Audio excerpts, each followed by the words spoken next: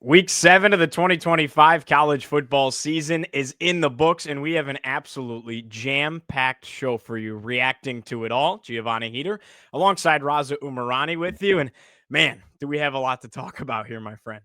Yeah, this was.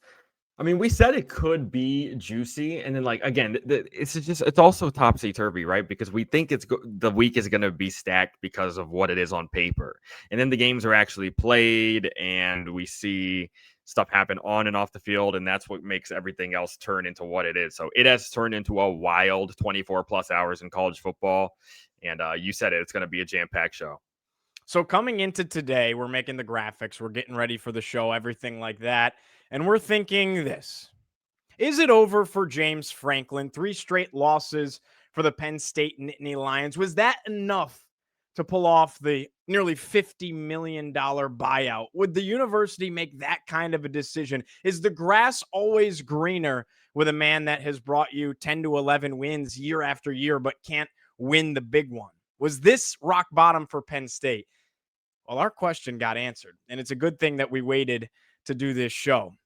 Penn State decides to fire head coach James Franklin. He went 104 and 45 in his time at Penn State, 64 and 36 in Big Ten play. The big number here, 4 and 21 against AP top 10 opponents. And this, Raza, this felt like the first time, though, in a very long time that this team loses 3 straight, and not just losing 3 straight, right? Cataclysmically falling apart. I mean, this is a debacle unlike anything we've ever seen. The fashion in which that they went from that Oregon loss at home, double overtime, came back against a really good Oregon team. Then you followed up with the loss at UCLA, who now looks like a wagon. Go figure. Yeah, true. And then you follow it up. Inexcusable. You cannot lose at home in your building against Northwestern. That was enough for the university to make this decision. What are your thoughts?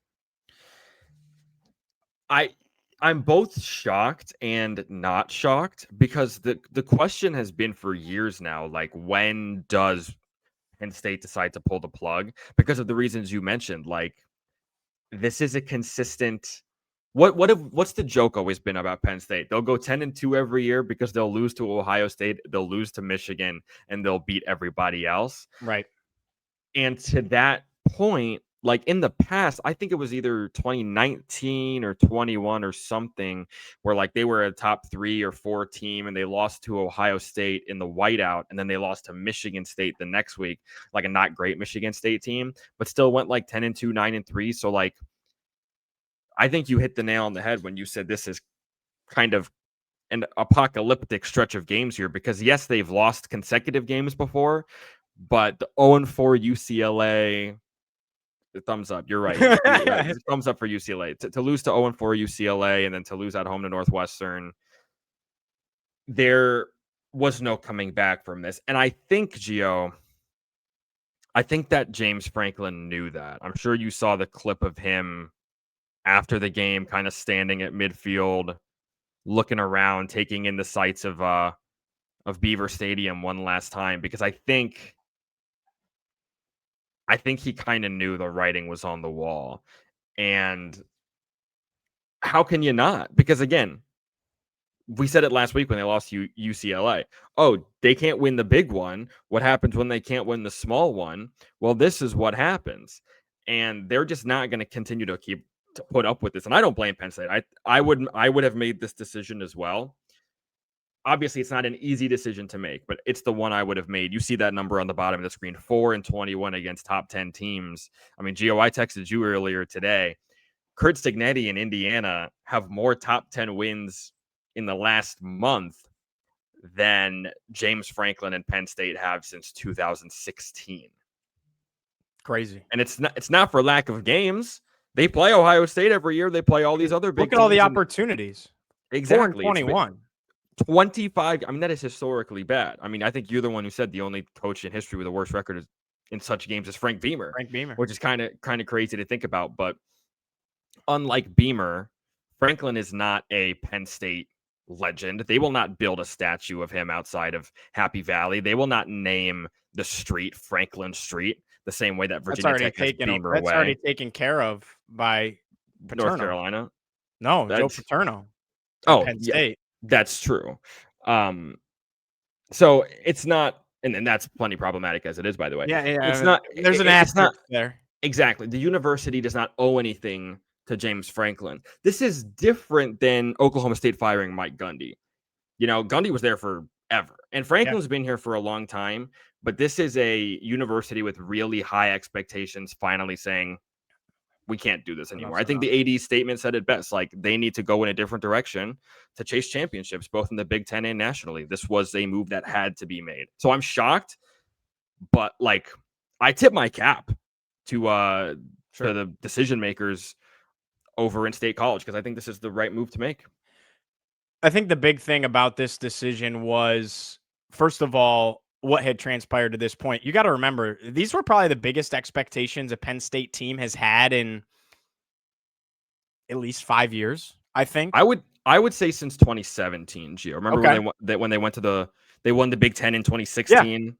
In 2017, they brought back McSorley and Barkley and all those Right. pieces on offense. And that's exactly the year I was thinking of. Exactly. Right. So a little over 5 years, right? The expectations were through the roof. I mean, I'll admit I had them going 12-0 in the regular season, winning the Big Ten, and going into the college football playoff as a top 4 seed undefeated, right? Everybody had put those expectations on this team. To go from that to a 3-3 start with losses to UCLA and Northwestern is just mind-boggling. But I think too, the university saw the writing on the wall with what's ahead. Dude, their next 3 games, whether Franklin was coaching there or not, their next 3 games are at Iowa, at home against Ohio State, and then at home against Indiana. They were not winning those games. With Drew Aller out for the season as With well. Drew Aller out for the season. Even with Drew Aller, I don't know that I see them beating. I don't think they beat, even with Drew Aller, Ohio State or Indiana. And Yeah, I I don't agree. know. You don't know what that Iowa game is going to look like. Iowa's got a great defense. It's on the road at Kinnick. Like, I'm not chalking that up as a win. And they historically struggle at Kinnick Stadium. And they just lost to UCLA and Northwestern at home. So I'm not saying like Drew Aller in that game does not prove that they're going to go win.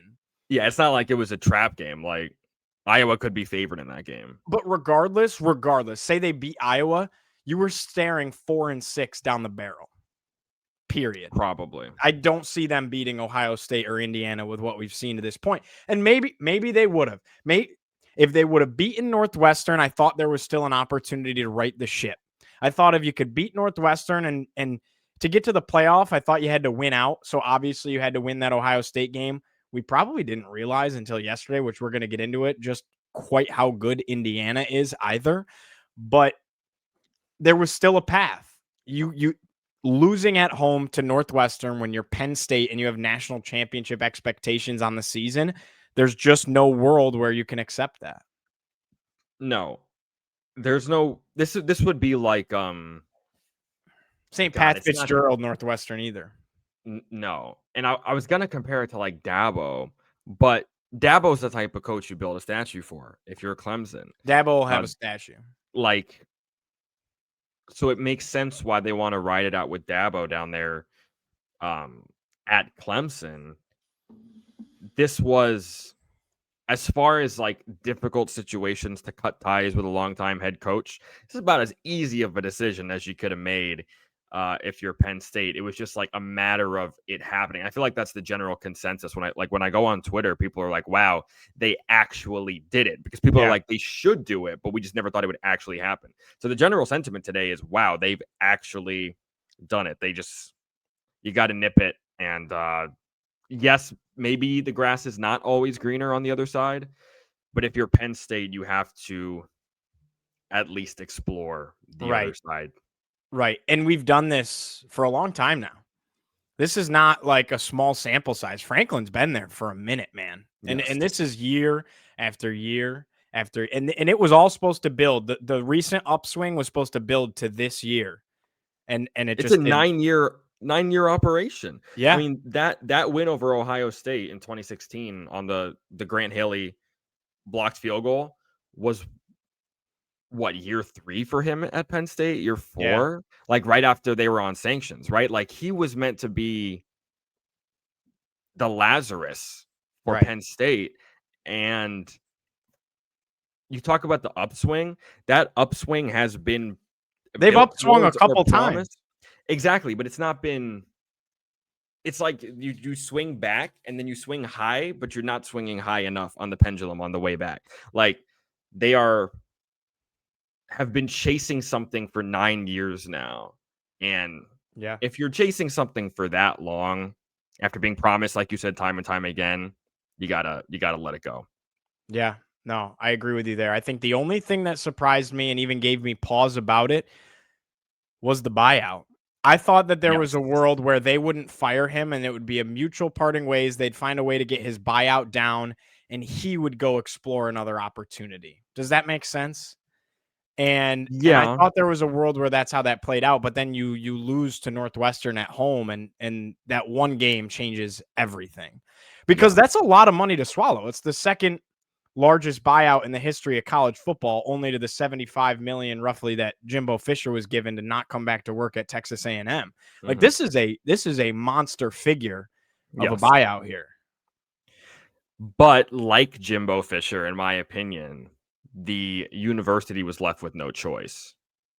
You know what I'm saying? Like I mean, sure. the Yeah. situation at College Station for Jimbo and A&M was it was like beyond salvation. And while I would hesitate to say that's the case, I mean, I don't know. It kind of is the case for Penn State. Beyond salvation, there's no coming back from this level of just Mediocrity. exactly a complete fall off. I mean, it's crazy how much it can change, Joe. 15 days ago, 15 nights ago, really, Patron Allen runs in the touchdown to put Penn State up in overtime, and you're thinking, wow, they're about to They're gonna steal do it. one. They're about to Yeah. be in the top three. Like Penn State finally, maybe this is their year because they're pulling a win out of their butt like this one, and now the program's in free fall. I mean, you're already seeing decommitments. Are guys going to sit out the rest of the year? Like, even if they're not able to redshirt, are they just going to call it Drew Aller's out for the year? I mean, like, my heart breaks for the players in a situation like this because the coach gets paid 50 mil to leave. Yep. The players are screwed. Yep. So my heart breaks for the players, and it's going to be a rough couple of months in Happy Valley. Fascinated to see who they go after, when they go after them, what direction does this university and this board want to go in, this athletic department, because they need to nail this hire because they have everything it takes to win at the highest level, but coaching is what held them back for the longest. We're going to do a whole separate video on it. I think we might bring some guests on for it as well. But man, what a carousel it's going to be. And it continues to evolve because coming into this year, if you told me that Penn State was going to be a part of that carousel, or even 3 weeks ago, if you told me, to your point, Penn State was going to be part of that carousel, I probably would have told you you're crazy or something went catastrophically wrong. And Yeah. something went catastrophically wrong. Yeah, because we all had, I mean, Penn State was a shoo-in for the playoffs. Shooing Like, a lot, complete shoo-in. Even a if they didn't lot, win the Big Ten, even if they had 2 losses, a they lot. were going to be there. So, because they had 2 losses last year and we're there. And So, UCLA and Northwestern were never one of the losses that were put no, on I here. mean, they were, 25-point favorites over UCLA. They were sizable favorites over Northwestern. Said if they were going to lose a game, it would be Oregon and Ohio State probably. We didn't Yes. even give Indiana a shot. No, we didn't. No, what a shame. Anything to wrap up the James Franklin conversation before we move on? I've been a James Franklin hater for a while. Again, dating back to those big games in the couple of years that followed 2016, the Yeah. 2017 Ohio State game in Columbus, the 2017 Ohio State game in Happy Valley, the 2018 Michigan game. Like, you know why Penn State started scheduling Minnesota and Wisconsin and Iowa as their whiteouts? Because they couldn't beat Ohio State and Michigan. Like, in those moments, I was like, yeah, Franklin, you're never going to get it done with this guy because he just can't win the big games. And even now, I'm like, this was the right move because you can't win the big one. You can't win the small one either. But I still think he's a capable head coach. He'll probably get a job somewhere. There's still a chance for James Franklin to be a successful head coach in college football. It's just going to have to be in a place with less pressure, less eyes, less expectations. But I think he's a good ball coach at the end of the day. And I'm interested to see what comes next for both parties here. Bring him to Blacksburg. I don't know about that, but we will see. And we'll talk about it. We'll talk about it. Maybe we'll talk about it. Well, he talked about building a statue. Here's a man that if he keeps it up and if he stays there long enough, is certainly going to have a statue erected in his honor. And that's Curt Cignetti at Indiana. Curt Cignetti, man, is literally changing the sport of college football with what he's doing right now. Little old Indiana. Usually these fans are getting decked out in their basketball jerseys, ready to head into that awesome basketball season. They literally have a movie, Hoosiers, right? I mean, you think Indiana, you think hoops. You think Bob Knight? Not anymore. Not anymore. Indiana goes to Oregon, takes it to them in Autzit Stadium, 30-20 the final score. And I got to tell you what, it really wasn't even as close as that because they held Oregon's offense. Dante Moore, everything that we talk about with Oregon so far this year, they hold that Oregon offense to 14 points.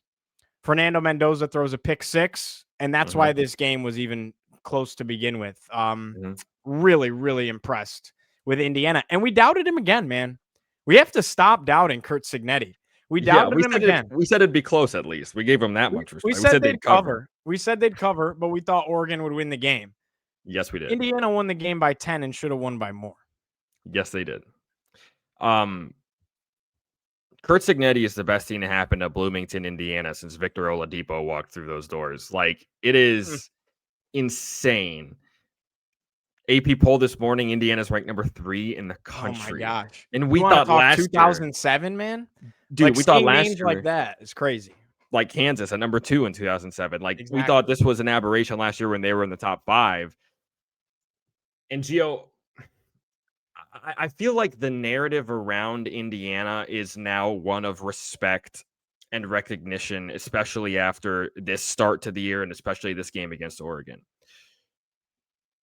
I know people are going to look at last year. Oh, they went to Ohio State and lost, and then they went to Notre Dame and lost. If I see the 2 words last year in one more comment section under an Indiana post, I'm going to flip my lid because this is not last year's Indiana team. Because Mendoza is better than Rourke was. 1,000%. The thing that stands out to me the most, Gio, and I'm sure this stood out to you too. You finally got the chance to watch some college football this weekend up on the couch, so God bless you for that. No, I didn't. I was at Colgate. Oh my God, that's right. That's right. But I between the games, I was watching college football, listened my whole ride home, and then I spent my Sunday morning. I woke up bright and early on my Sunday morning after falling asleep to Arizona State, getting the brakes beaten off of them by Utah, which we'll discuss. I spent my Sunday morning catching up a little bit on that I have missed with some condensed games. Continue, my friend. What stood out to me on TV, I'm sure it stood out to you too. Indiana's defensive front is legit. Oregon's offensive line is no joke. It never has been. Even when they had Cristobal, even when they had Kelly, these guys are offensive line factories. I mean, look at the amount of first-round picks they've put in the NFL. Like the top-tier offense. The best right tackle in the NFL, he went to Oregon. The first right tackle selected in the 2025 draft, he went to Oregon. Like, these guys are legit. They're huge. And this current Oregon offensive line has 2 first-round picks on it. Indiana crushed them. Yes. Whipped them up front. I mean, Oregon has run buck wild over the likes of Penn State. I know the Oklahoma State game was a total disaster. I get that. But think about what this rushing offense did in Happy Valley on the road versus what they just did at home. In a whiteout, mind you? Exactly. Versus what just happened at home against little old Indiana. That's what's shocking to me. Because even when Fernando Mendoza throws that pick six and all of a sudden we're tied 20-20, nobody blinks. And the defense gets a stop. And then Mendoza, thumbs up for the defense. and then Mendoza drives them right down the field. Hits Elijah Surratt on a picture-perfect, oh my God, our sideline back shoulder. I mean, just one of the throws of the day, in my opinion. One that was a throw that got me out of my chair. I was like, oh my gracious. And Elijah threw it Surratt before he was even out of the break of his route. And Elijah Surratt hits him with the break the O of the Oregon celebration, which was so hard. this team is legit, and it's not just their offense. I think last year that was the case, and even this year they win a game 63-10, and we're like, oh my God, Cignetti's offense. No, man, this defensive front has been the difference in these games. They are not letting anybody move the football on them. Yeah. Like, yes, they scored 63 against Illinois, but they also held them to 10. Yeah. Yes, they scored 30 against Oregon, but they also, to your point, held the offense to 13. Only one touchdown, and that was on a busted coverage deep shot. It was like, credit to Dante Moore. But this team is extremely well-rounded. They are deserving of being number 3 because they're up there with Ohio State and Miami in terms of how dominant they are defensively, to the point where their offense apparently doesn't even have to do too much. They just have to make the plays necessary to win the game. They are, you know how we said, oh, clear-cut top 3, Ohio State, Miami, Oregon. Replace Oregon with Indiana, because now that is your clear-cut top 3. I'd also put A&M at 4 as your upper echelon, but we'll talk about that later. But I mean, do you agree? Like this, it's the front 7 for Indiana, in my opinion, that's making this difference. 100%. And since you kind of ran with the defense, I will give some more credit to the offense, though. I agree with you. The defense has been the difference for Indiana, and that is why I think they can seriously compete with the big boys. Like this is a team that is poised to make a run at this thing, make a run at the Big Ten, make a run in the playoffs. Like I seriously think they're going to be loud and in the mix for the rest of the season. We're still going to be talking about Indiana in January. Look at their schedule. What you got? Break it down for us. Their hardest remaining game could genuinely be UCLA. I mean, they play Michigan State, UCLA. Both of those games are at home. They go to Maryland. Could be tricky. To Penn State. Never a given, even though the program, like I said, is in free fall. Come home, play Wisconsin, and then end the year at Purdue in a rivalry game. They're favored in every game by a touchdown. They will be favored in every game. And yes, there are tricky spots like Maryland, Penn State, Purdue. But I don't know, man. The way this team is playing, and they are exquisitely coached, they should be 12-0 playing Ohio State in the Big Ten championship game. Oh my gosh, that just sounds. It's amazing what this modern era of the sport has supplied, because this was never possible 5 years ago. But dude, it's not like they're Texas Tech, like spending millions in the portal. No, they have the 72nd ranked team in terms of talent by the 24/7 composite. Did you know that? 72nd. Like that is the testament to Curt Cignetti. I'm under the belief that I think if all goes right, he's not going anywhere. I think he wants to win there, feels a connection there. And I think he's showing, again, I go back to my point saying that he's changing the game.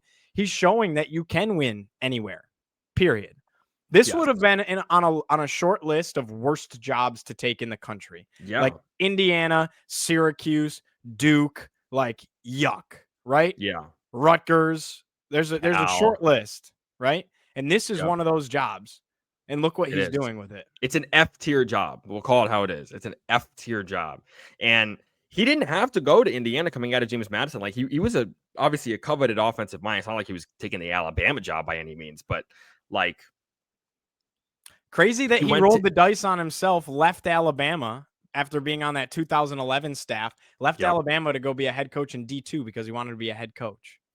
And now you're reaping the benefits of it because, yeah, he could stay, or a big boy could come calling and he could take a big boy job.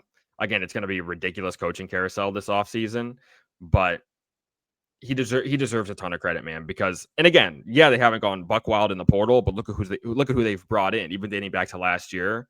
They're the reason that these guys are winning games. So it's just a masterclass in coaching and roster management and program building, to the point where Bloomington, Indiana is one of the epicenters of college football. Like never in a billion years could you have imagined this. No, not at all. Want to give some love to their offense. I think that the Mendoza-Surratt connection, probably the best quarterback wide receiver duo in college football right now after what you saw yesterday. Yeah. I mean, Surratt was a dog, had over 120 yards. He's playing his way into the first round. 8 catches in the game. Yeah, like eight catches, the late touchdown, over 100 yards. Again, playing his way into the first round. And again, it's their connection. It wasn't even just that one throw. They know where each other's going to be. Fernando throws it to spots, right? And he goes and gets it because Fernando knows where he's going to be. And I think that's a lot of credit to the offensive coordinator as well.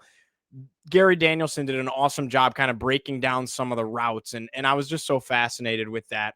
And then another thing I want to say about this Indiana offense, dude, I think the most underrated running back in all of college football right now is Roman Hemby. Mm-hmm. He's not getting enough love. This dude's a dog, and he really Yeah. is a do-it-all type of back, right? He can catch passes out of the backfield. He can be uber aggressive and physical and run through you. He said on that first touchdown, meet me in the A gap, and ran through the dude, right? And he's not super big. He's super fast. He's explosive on the edge. I think he's a do-it-all type of back. And it's just another weapon for Indiana, man. And everyone talks about Mendoza. Everyone talks about Surratt. Everyone talks about Signetti, obviously. Nobody mentions Roman Hemby. So I felt like we had to. Yeah. I mean, they've got a lot of guys that can make plays on offense. Like even Omar Cooper has emerged as a really good player for them. Dude, whatever happened to like you remember the guys that played with Penix at Indiana, like Whop Fillier and stuff like that? They walked so that these kids could run. So shout out to those guys. I mean, like the COVID season. Exactly. The DeBoer Indiana teams. Oh my gosh. So yeah, man, IU, credit to them, man. If you told them in 2019 that, hey, like 3 years of the first 5 years of the decade, you guys are going to be ranked in the top 5 at some point, they'd be like, what the hell? But yeah, it's happened. 2020, 2024, 2025. Indiana's a football school. Indiana's a football school. We'll see what the basketball team looks like. That's coming up. There's a little chill in the air, man. We're going to be talking hoops before we know it. Not on this program. Not on this program. We might have to start a new show. That would be true. There we go. All right, let's move on and let's talk about probably the best rivalry in college football. One of them. Relax. I know you Ohio State, Michigan lover. You're going to come at me. Top three rivalries in college football. I would say top 5. Top 5. Okay. Just to get it off my chest, my top 3 is the game, Army, Navy, and the Iron Bowl, personally. But who doesn't love the Red River Shootout? I always forget about Army Navy because it doesn't have the, national oomph as far as top 10 caliber, right? Well, like yeah, the games always suck. The games always suck. And there's nothing really on the line except bragging rights, right? I mean, it's America. That's the thing. It's America. We're talking about the Red River Shootout, of course, now known as the Red River Rivalry. Texas takes it to a John Mateer-led Oklahoma. I knew that was going to happen. 23-6, the final score. I got to get this off my chest. I'm going to say something incredibly irresponsible. You're probably going to yell at me, but I just need to get it off my chest. Texas goes. Oh, the other thing I hate about this is the only neutral site I'm cool with. Because it's the Cotton Bowl. It's Dallas. It keeps that stadium going. But man, I love rivalries on campus. Like Georgia, Florida needs to stop being played in Jacksonville and needs to be played on campus. But yeah, I digress. I'm going to say something very irresponsible here. I leave this game, and I watched it. I leave this game. I know what you're going to say. And I know Texas won and Oklahoma lost, and it was a rock fight, and it was really garbage is what it was. Yeah, but terrible. I don't leave this game feeling any different about either of these teams than I did coming into it. Really? Why not? Because I think Arch is still not very strong at quarterback. I think the Texas offense still has a bunch of issues. I think Texas's defense is solid, and we knew that. I also never really thought Oklahoma was a national championship contender. John Mateer lost himself the Heisman yesterday. Maybe that's the only thing that changes for me. It was probably gone anyways because of how much time he had missed. And I never thought Oklahoma was going to compete for a national championship. So nothing changed. I'm not any higher on Texas because they won this game. They're still yuck. And I'm not really any lower on Oklahoma because I didn't really think they were the 6th best team in the country. Yeah, Oklahoma was top 6 because of circumstance. Right. Because LSU lost and Penn State lost and X and Y and Z and Georgia lost and all these other things. Like they themselves were undefeated, obviously having beaten Michigan and all that stuff. What does that really mean now that Michigan's a 2-loss team? So Oklahoma was always a little overrated. I don't disagree with you about not feeling much better about Texas because I still think that you saw Arch. So like the first play of the game for Texas was like a screen And Chris Fowler says, get ready to see a lot of that because they want to make things easy for Arch Manning and get him easy completions. And I'm like, oh, brother, like, we're really treating Arch like he's Anthony Richardson. Like, it's crazy that I think Sark has lost faith in Arch Manning, but at the same time, I thought this was Arch's best game of the year. Like, I thought he made some solid plays with his legs. I thought he delivered that one throw where he was like right near in the shadow of his goal line. He was on the run, delivers it on a rope to the sideline to his receiver. But at the same time, when he throws that ball, I'm like, good God, he looks terrible throwing a football. Like, so I don't know how to feel about Arch coming out of this game. This is the best performance that Texas's defense has had. But Mateer, we said it in the preview, right, Gio? Even if Mateer plays, what's it going to look like? Well, It looked like absolute basura caliente is what it looked like because like it was horrible. I think Mateer playing in this game was like medical malpractice, coaching malpractice. Because I understand you want to get your guy on the field, but at what cost? Yeah. Because like, is your backup Hawkins? Is he that much worse? Like, is he worse than Mateer with a bad throwing hand? I mean, it was a disaster from the start. Mateer played himself out of a Heisman. He played himself out of respect.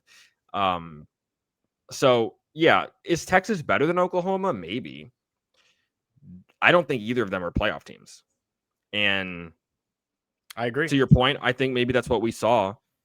But you know, we both expected Texas to win this game, so I'm not surprised by that. I'm definitely not surprised by the way it looked, considering the circumstance with Mateer. I wish I could say I felt better about Texas's offense, but I don't, because again, Arch had 27. I was reading this on SportsCenter last night. I had to double check to make sure it was right. 27 attempts for 166 yards. They can't throw the ball. No. And Quintravion Weisner is a good running back. Kind of looked like Bijan-esque in this game.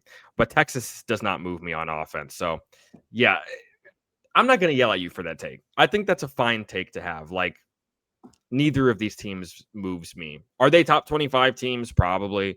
Are they top 10 teams? Not by any stretch of the imagination.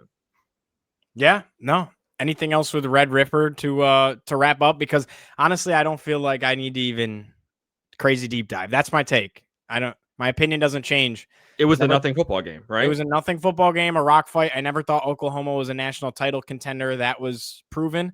And I still think Texas is pretty mid, and that continued to be proven. So I think the last thing I'll say is I was impressed by Oklahoma's defense for the most part. Like, that first half, they were they got after it. But we knew Oklahoma had a good defense. They're the 6th ranked team in the country. Yes, shouldn't be a surprise. Right. But then I was impressed by Texas's defense in the second half, but huge asterisk, huge grain of salt. John Mateer might as well have been playing with his right hand tied behind his back. He probably would have been more effective. I feel bad for the guy because we know he's a good ball player. I feel bad too. He should have not played. Yeah. Well, how about this one? Alabama goes on the road to Columbus, takes care of Missouri. 27-24 the final score. Alabama just keeps making it happen.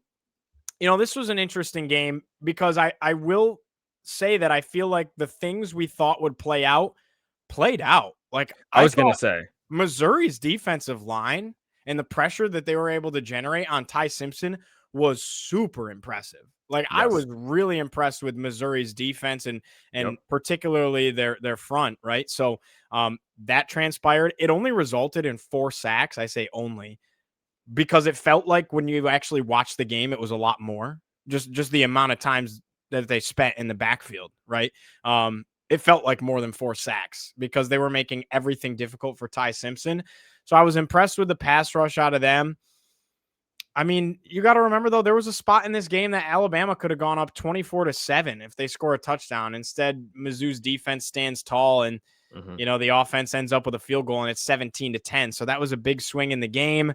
Obviously, the strip sack to set up Mizzou in the red zone was huge, tied the game at 17-all. Like, it just felt like it was Alabama's game and they were kind of playing with their food a little bit in a way.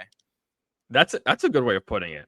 Honestly, they were like, It was the State Farm commercial or whatever. The guy's like, "Oh, you almost had it. Yeah. Oh, you got to be quicker than that." Like, I feel the way that you feel about Red River about this game. It played out exactly like I expected it to. I know I picked Missouri to win. Did not take Missouri money line. I took Missouri plus 3.5. That one paid off. That cash. That one paid off in a big way. The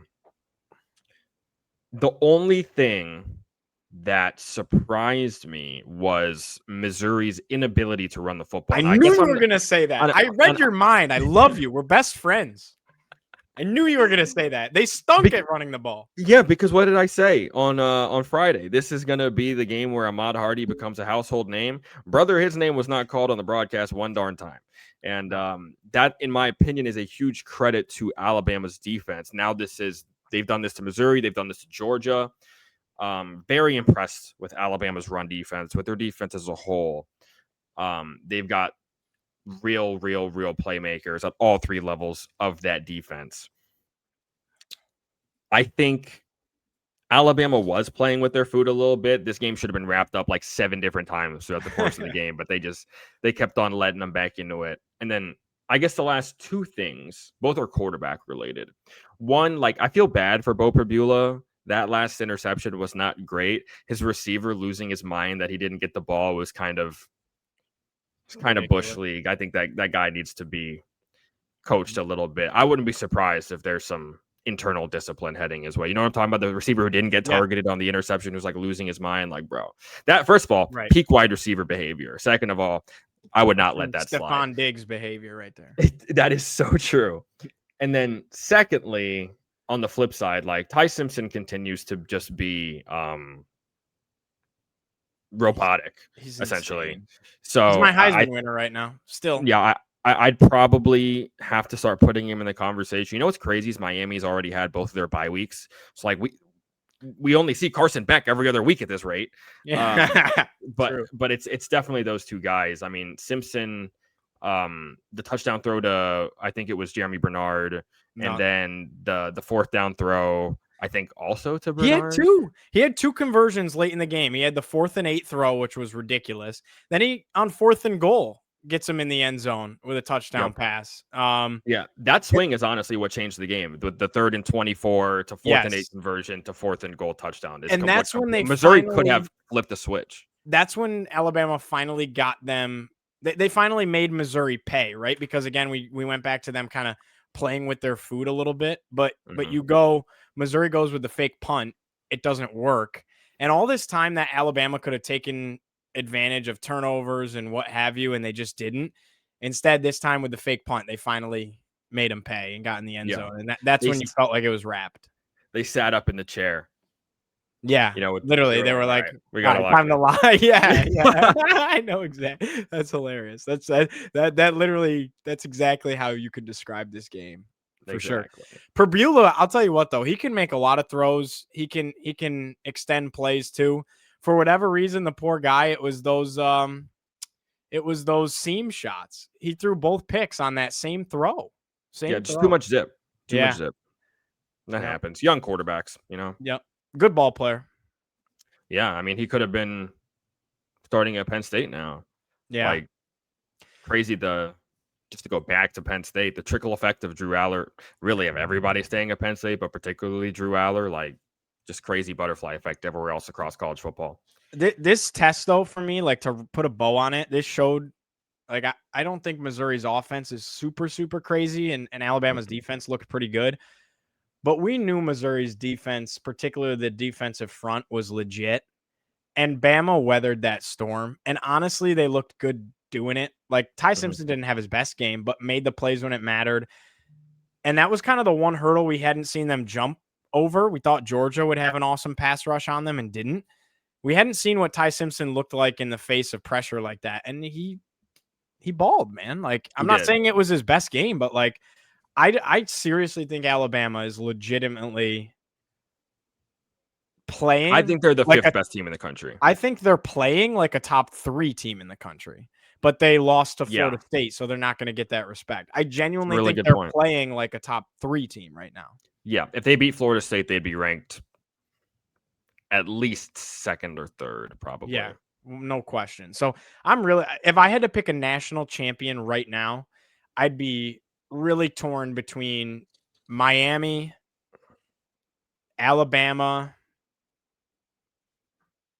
I mean, shoot, you gotta like start talking about Indiana. Of course, Ohio State is in there, but Mhm. like I'm just saying, Alabama's in that mix. Yeah, the people are starting to separate themselves now. Yeah, We've riddled through the muck of LSU and Oklahoma and all Penn State and this other stuff. Like now we're chilling. yeah. How about your team, man? How about your Bucks? Your Yeah, Bucks are man. looking like a wagon, dude. 34-16. They win at 17th ranked Illinois. This is just another, as our best pal Kenny Brooks used to say, this is just another ho hum, you know, 21 point, 12 rebound outing out of Elizabeth Kitley in the paint. Exactly. I mean, this is what Ohio State is. They're a wagon is the best way to put it. Offense, defense, special teams, period. They're good, man. They're really There's no good. weaknesses. None. So Might be probably the most well-rounded team in the sport right now. And the right, most dominant. because of my work schedule and the Virginia Tech game kicking off at 3:30, I could finally just sit down in front of the telly and watch an Ohio State game for 3 hours on Saturday. It was beautiful. It was Good. great. I felt like a young A young teenager all lad over again. again. So I have 3 main takeaways from this game.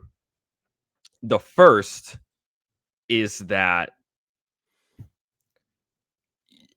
you could argue Ohio State could have the best passing attack in the country, but they just don't need to. Yeah.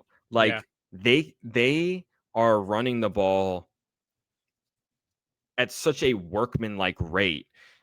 Again, I said it I think last week that Bo Jackson's emerging as the best back in that backfield, and that's why he's getting the bulk of the carries. But it's That not like name he's is doing still anything. staggering to me. It's awesome. Isn't it? It's not like he's doing anything crazy, but he's doing everything he needs to do. I mean, they'll line up in the I formation 3 times at the goal line if they have to before throwing a fade to Jeremiah Smith. Like they can do anything they want. Yeah. And even still, Jeremiah Smith, Carnell Tater making play after play on offense. So it's fantastic to watch. Second takeaway is that I'm a little upset. They finally gave up double-digit points in a game. Pain. God dang garbage What a time life you touchdown. live. Well, to be fair, it was 10 and then 16, but still could have been like 10 or under. Now you got to say, oh, they haven't given up more than 16 points. The figure's too dang high. Right. And my third takeaway, and you're going to call me crazy, but I'm going to stand by this, at least right now as it currently stands, while the recency bias is still alive. I think the first 2 non-quarterbacks selected in April should be Ohio State Buckeyes on the defensive side of the ball. I think Caleb Downs, obviously. I have no qualms with that, dude. No qualms with that. I think Arvell Reese is playing himself into a different stratosphere among linebackers. Obviously, Ruben Bain is fantastic. I know that they play technically 2 different positions. Yeah, I was gonna. Yeah. Bain is like a. I hear you. Yes. But Arvell Reese yesterday, again, call me crazy if you want. Arvell Reese yesterday reminded me of Micah Parsons. Like Parsons at Penn State. The comp I've had for Reese the whole season, even dating back to late last year, was Ryan Shazier, right? Another undersized-ish linebacker for his position who played at Ohio State, who was the just Buckeye, yeah. He was a monster, but he was such a he could square you up and meet you. He was not as athletic as Arvell Reese is. When I see him play, when he's coming off the edge and bringing down an outside concept from the other side of the line, or when he's rushing, getting downhill and completely bull rushing right tackles into the lap of their quarterback, or blowing stuff up in the passing game, I see him as arguably the best linebacker in this draft. So I think that Bain is obviously fantastic. He's probably going to be a pure edge rusher in the league. Right. Ruben Bain could be that next hybrid Parsons Watt-esque guy at the next level. So don't be surprised if in mocks over the next 2 or 3 weeks, your team, not your team or my team, but the audience's team, if they're not great in the NFL this year, is picking Arvell Reese in the top 10 in the NFL draft because that kid has played his way into top 10 on most people's big board discussion. He's a stud. Yeah, I like it. I like it. Who's coming up for Ohio State? Can we finally look forward to a game soon? I know they got Penn State in a couple weeks. What's the next game? That would have been the one. And now it's not exciting anymore. Yeah, I mean, they're going to Wisconsin, who every game could be, every game disaster. could be Luke Fickell's last. Yep, every game is a mess for Wisconsin. Then they play Penn State at home. That should be. There's no Oregon. No Oregon. Yeah, then they play Penn State, UCLA, Rutgers, and they close out with the game. So no Indiana either. Nope, their toughest game the rest of the way is in Ann Arbor after Thanksgiving. Are we looking at a serious 12-0 Big Ten championship game? I'd be hard-pressed to find a loss for either team right now. Yeah, and I think now that we're halfway through the season, you can say it a little more comfortably. Now, granted, in the year of our Lord 2025, anything is possible in college football, but I do think you are staring it right in the face. By the way, the same way you were staring, I guess it wasn't the same last year, but remember you had 12-0 Oregon. Ohio State would have been 11-1 with the one loss having been to Oregon. And they lost the game. Then they lost to Michigan. So I think that you could very realistically get 12-0 here, which is in its own very strange way. I think of 2012 Alabama, Georgia. Do you remember that game? Yeah. Where Georgia lost because the guy caught the ball and the clock ran out. That's the last 12-0 championship game I can remember in any conference. You would have never thought Indiana would be playing in it. No, it should have been Oregon. I thought it would have been Oregon. So, dude, geez. You better not lose to Michigan. That would suck. Can you imagine that? That would suck. I mean, they didn't look very good last night against Southern Cal. No, they didn't. Dude. Okay, real fast. I'm Southern talking Cal. 3 seconds on it. Southern Cal. All of a sudden, that game with Notre Dame next week has got me feeling nice. Yes, it does. Dude, they're 5-1. Be rocking. We have to respect them. They're 5-1 Oh, and no, they have a great quarterback. I've been respecting. Okay, but they're not ranked because they lost to Illinois. They need some love. They are a long Illinois field goal away from being 6-0 and a top 15 team in the country. Again, this is just the way college football operates. Just because a team lost, doesn't matter how they lost, just because there's a 1 in the loss column, we assume that the sky is falling. But this is quietly Lincoln Riley's best coaching job. Lincoln's shutting you up. Ever. I said he was going to get fired. I know. He's shutting you up. Dude, it's just quietly his best coaching job ever, because while Jaden Mayava, Jacoby Lane, and Makai Lemon is a embarrassment of riches on offense, this isn't as talented of a USC team as he had with Caleb, or as talented of an Oklahoma team as he had with Baker and Kyler. This is becoming his best coaching job ever. And again, you're going to have to respect them because their offense is an absolute wagon. And to your point about schedules, they play 2 ranked opponents in their next 2 games. Notre Dame and Nebraska, both of them on the road. They still have to play Oregon. They still have to play Oregon as well. So we're going to learn very They're not quickly, a playoff team. Unless they win all those games. Win these games. So we're about to learn very quickly. Next week in Notre Dame becomes an elimination game. It's going to be a playoff atmosphere, and it's a rivalry. These schools hate each other. Oh, heck yeah. This is one of the best rivalries in college football. Exactly. I mean, I texted you earlier today. Next week in college football is quietly snuck up on us as being insane. Yeah. So, and this is one of the reasons why. So, listen, SC is really good. Jaden Mayava is going to have to. I think he's already dropped his Huggies, but now he's going to have to drop his other Huggies because he's going to need to put on his big boy pants for this stretch. We're about to see what SC is made of. But listen, they're a delightful You could say the same lot. for CJ Carr, though. You could say the same for CJ Carr. But CJ at least has had his trial and error run already, with the Miami game and the Texas A&M game. He's also playing lights out, by the way. Dude, it's an elite quarterback matchup. Both these teams have started running backs, great wide receivers. What channels? It's on NBC because it's that'll be your NBC big time NBC game. Noah Eagle, Todd Blackledge. We support Noah Eagle on this program. That's a friend of the show. That's a friend of the show. Friend of the program. Shout out to Noah. He did a did a phenomenal job this past week with the other SC game against Michigan. So He's bonkers. He's so good at his job. He's fantastic. That's going to be, again, playoff atmosphere in South Bend. Yeah, heck yeah. We're dialed in for that. No question. I want to talk about this team. Dude, Texas A&M's legit. Can I say our team? We've kind of been quietly like gassing them up, and now they're kind of like this is of all Texas A&M is teams. This is Got It Covered's team. This is our team. We're pushing our chips in on A&M. And I wasn't that high on them coming into the season, but Mike Elko, man, dude, they are the really thing I good. love about this team. This is what I love about this team. I was texting you about it last night. First of all, just whipping it up against Florida last night. And College Station is a spectacle. Dude, Kyle Field is unreal. Unreal. You want to say Colt, whatever? Colt, let us join, please. It works. It's awesome. Hey, Tom Cruise is still a hell of a movie star despite Scientology. Sometimes the Colts can be acceptable. I don't know.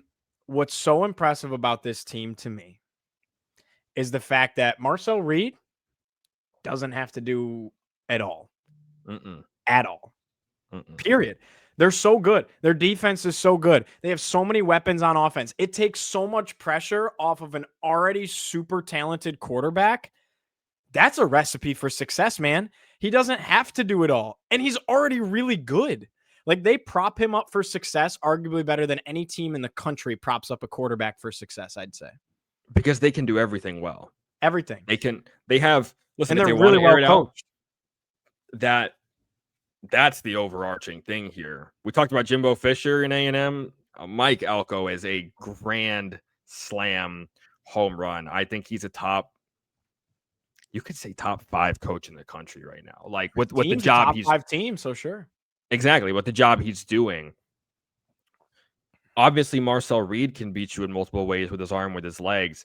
I said it earlier in the year, and watching it last night, I still see it. Like, I see a lot of young Jaden Daniels in him, dude, because he's fast when he decides to turn on the jets. Quick. And like, remember how, like, in college, obviously the NFL is different because everybody's fast, but like in college, it looked like Jaden Daniels was jogging and he was like 10 times faster than everybody else, or even a guy like Kyler Murray for that matter looked like that.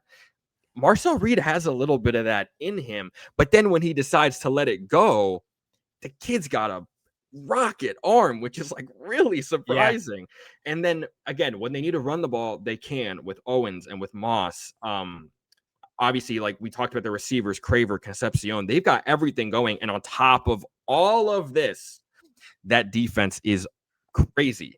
They fly all over the ball. I know they gave up points against Notre Dame, but that offense is a wagon. I know they gave up points early in this game, but then they completely locked it down the rest of the way. I mean, it was like 17-14 early in this game, and then Florida did nothing the rest of the way. So they do everything well. Again, Indiana, Ohio State, Texas A&M, Miami, those are the 4 teams that are just the most well-rounded right now. You'd probably start to put Alabama in that conversation again. I would personally. These are the teams that are starting to separate themselves because of how balanced they are and how good they are on both sides of the ball. It's not just being balanced, it's about being really good at both.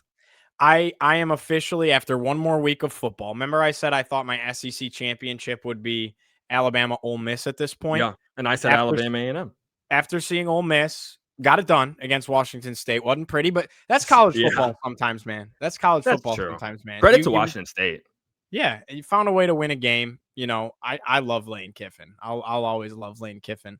But after seeing another week of football, I'd like to hop on your wagon of a Texas A&M Alabama SEC championship. Really feels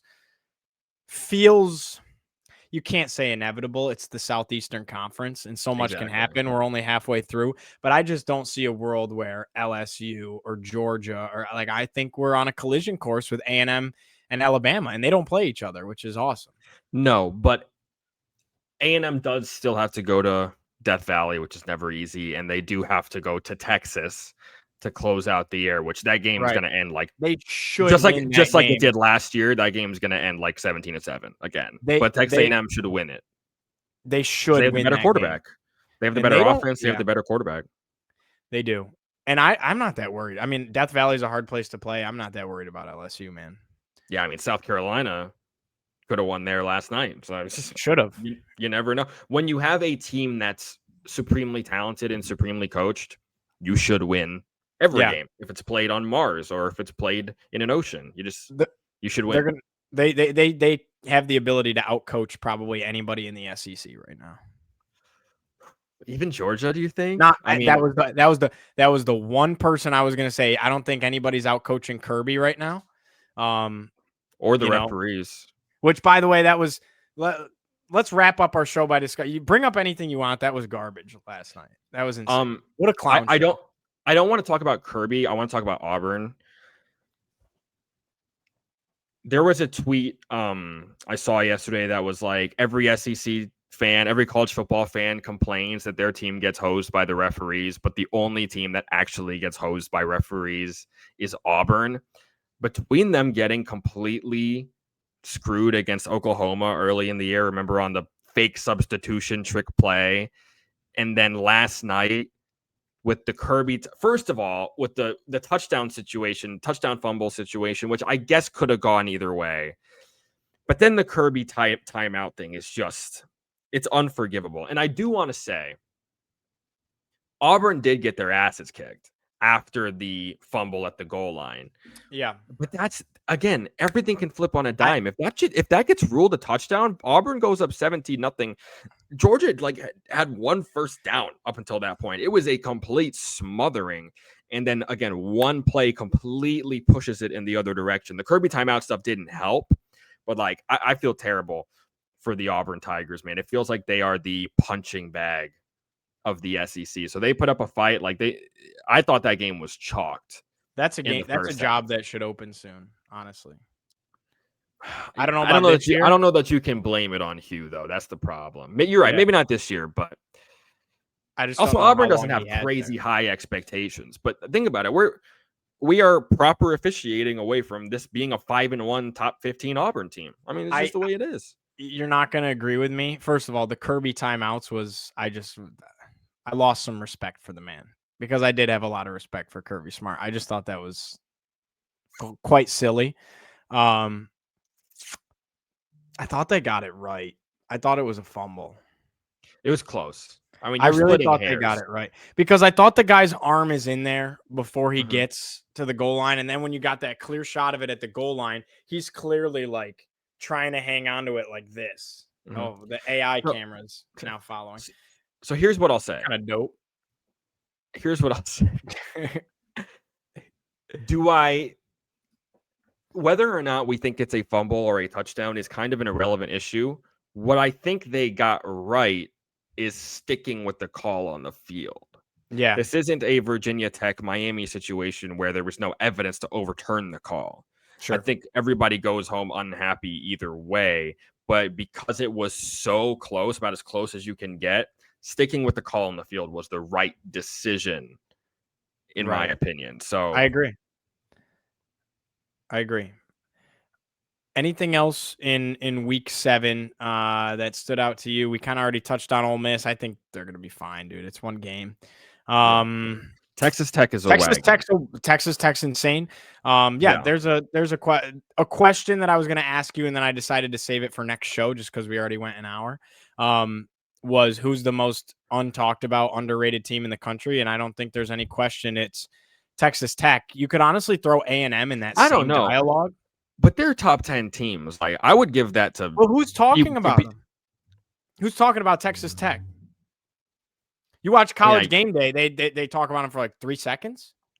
That's true. That's like Big 12 tax. That's another reason why I was going to say I think BYU. BYU was 8-0 last year. They started this year 6-0. We have to give them flowers, man. And they lost their quarterback right before the season. Dude, their starting quarterback wears 47 and they're 6-0. We got to give them some flowers.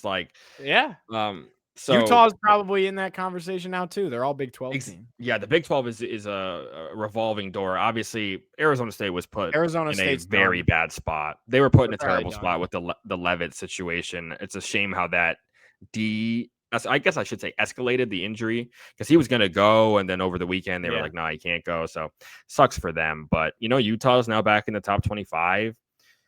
The Big 12 is going to be the Big 12. I mean, last year there was a 4-way tie. Who knows what's going to happen this year? So, again, college football is the gift that keeps on giving. So next week we could be talking about some even crazier stuff. In fact, knowing the slate next week, we probably will be talking about even crazier stuff. And so lastly, I'm excited. I'm stoked, man. This has been an awesome season, period. To cover journalistically, this has been fantastic. The last thing I'll say is Florida State is dreadful. Oh, great point. Yeah. 1-10 in their last 11 ACC games. Do I have that right? Yeah, they're 0-3 in conference, man. How do you beat Alabama and then start 0-3 in the ACC? Now, I get it. They played Virginia, and I mean, Pitt looks good after the quarterback change. I'm sure we're going to find out in the Dome that Pitt's real good, and they played Miami. True. Right, but I mean, dude, it's Florida State. Trivia question, right? They're 1-10 in their last 11 ACC games. Who's the one win? 1-10 in their last 11 ACC games? Dating back to last year. Who's the one ACC win they have? Who did they beat in the ACC? They beat Cal last year, didn't they? That's exactly right. So the one ACC win is freaking Cal. I know my conference. Now, Cal was solid for a stretch last year, but I mean, seriously, like, with all due respect, don't disrespect our boy Fernando like that. I mean, that's Jaden Ott, okay? Which, by the way, is non-existent at the University of Oklahoma. Also true. Bro fell off. And they had to pull that win out of their butt. It was like 12-7 final score. So,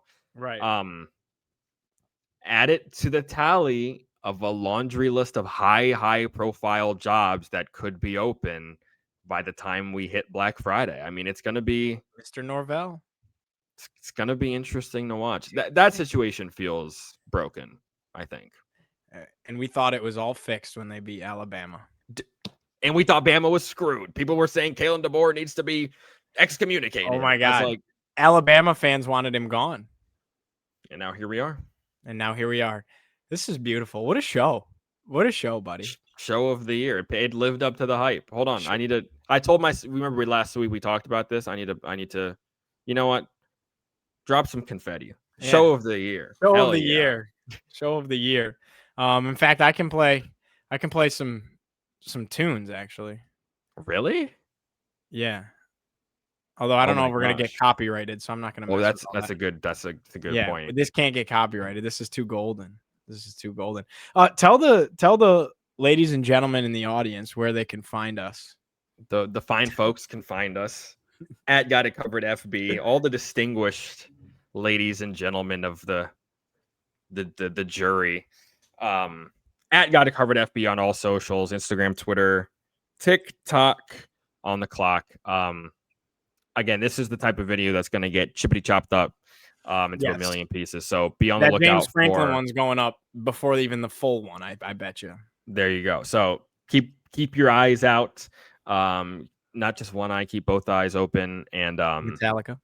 We got plenty of stuff coming your way. Again, this is our college football stuff. Listen, we love the NFL, but college is so near and dear to both of our hearts that, like, this is the stuff we pour a lot of heart and soul into. This really comes from the gut. Yeah. So yeah, just keep on riding.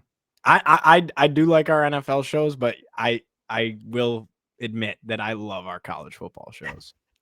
It just Me hits. Too. I love everything. I just love the pigskin, bro. I just love the pigskin. The pigskin's where it's at, and we're only halfway through the college football season, so plenty more chaos. Playoff time. We're gonna be gnarly. I have a reputation to uphold. I had a perfect playoff bracket last year, so I got to do it again. I have set the bar so low for myself by picking the 12-0 undefeateds, and three. That's now fair. Penn State has added between Clemson, Penn State, and Texas. Texas just won. You're looking at 2 Texas losses, three Penn State losses. So that's 5. 2 Notre Dame, and then you got 2 Notre Dame losses. Is and 3 for Clemson. And 3 for Clemson. What's that? 6, 7, That's 8, 9, 10. That's 10 losses. I said they were going to have 0. That's 10 losses, and we're halfway through the year. So We'll Not see you great. guys. We got you covered.